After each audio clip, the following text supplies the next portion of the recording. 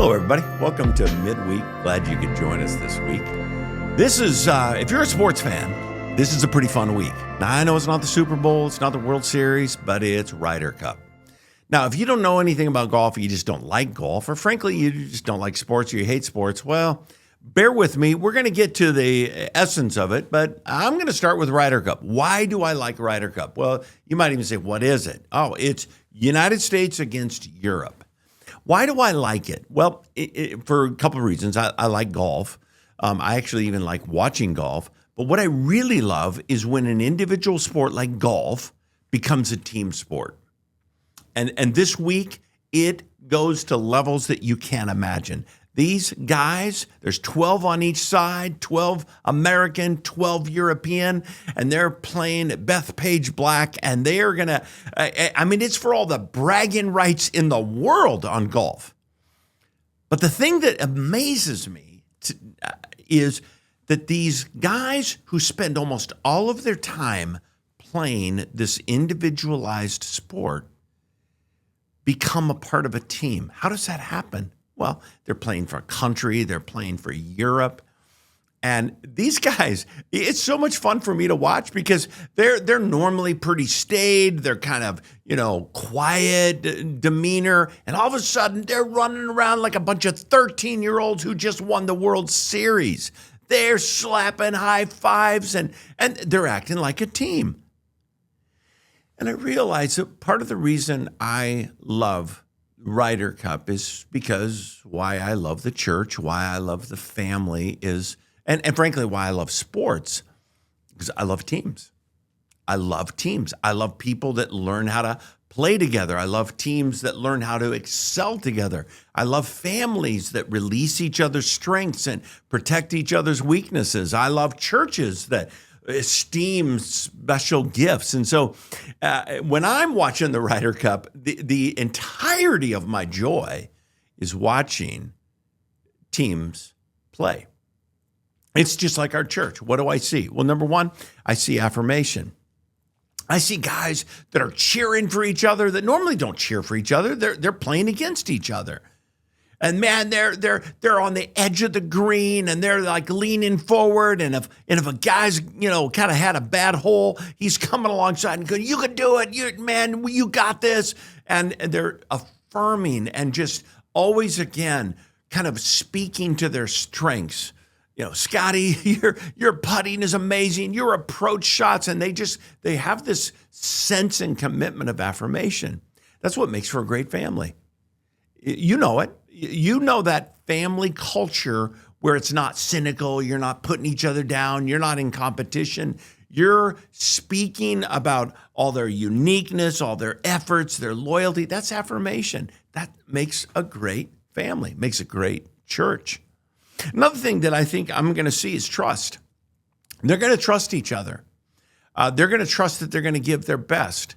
When they play a best ball or all of the different kind of forms that they're going to do, they're trusting the other guy that he's going to set them up and he's going to give them the best approach shot. And so again, this normal golf, which is all about them, now they're trusting another person.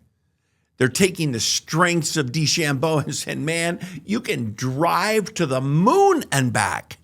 And all of a sudden they're trusting. You take this because you're going to set us up in a better place. They trust each other. And I think that happens in the church. When we trust each other, in fact, one of my favorite books is At the Speed of Trust, not written by a Christian, actually, but it talks about the fact that we move in all of our life at the speed of trust. High trust, we can go anywhere. Low trust, we can't go across 3-foot ice. And I see that in this weekend. Another thing that I think we're going to see this weekend is what I call the economy of energy. One of the great debates is why does the home team, so this year it's in the United States, in 2 years it's going to be over to Europe, why does the home team have so much of an advantage? And I think it's quite simple, is they're playing in the context of their energy, of their country. And they feed off of that. And if they have a down shot, the crowd builds them up, and it's just this incredible. So now the team is not just the 12. It's not the captains. It's the country. And they're playing for their country. And to listen to these guys, who some of them make millions a year, they're not playing for millions. You know what they're playing for? They're playing for their country. They're playing for Europe. And there's a sense of pride in that, but there's also a sense of energy. And when you begin to live and play and serve for the strength of your church and for the strength of your family, it has a whole different energy than when you're all by yourself. Bible talks about, a strand of two cannot easily be broken, but a strand of three, well, you can't take them down. Why? It's the economy of energy. When we play as a team, there's a strength that we experience. Another thing I think that you're going to see this weekend is management of mistakes. What happens is all of us in the church are imperfect. So we make mistakes. We have bad days. We make some maybe poor decisions. On a great team, you know what we do? We don't minimize mistakes, but we don't let it dominate us. We don't let it define us. And I know this weekend there's going to be some guys that pull some bad shots. And you watch. If you watch the golf, if you don't, well, I'll tell you about it. But they're going to manage the mistakes because somebody's going to have a bad shot, and watch what happens. Their team member is going to come over to them, put his arm around them and say, dude, you got it next time. And what he's saying is, man, I believe the best for you. That's what happens in great teams. That's what happens.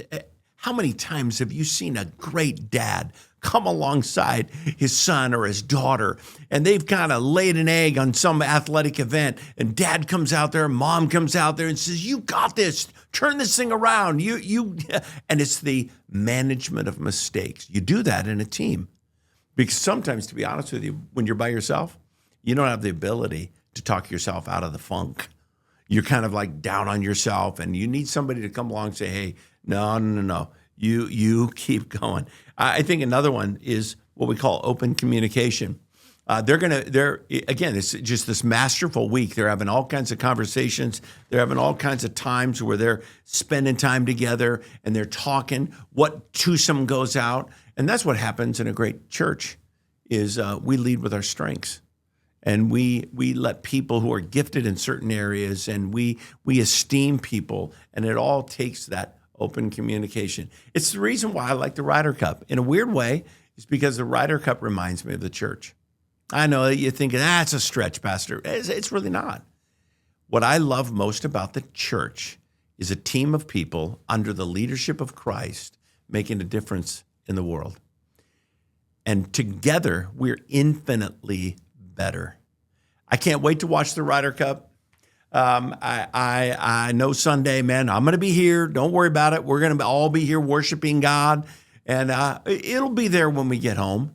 But I hope when we get home, we watch a great team. I'm pulling for the U.S., nothing against Europe. I appreciate them. I just don't want them to win this weekend. I want the U.S. I want the flag to fly high.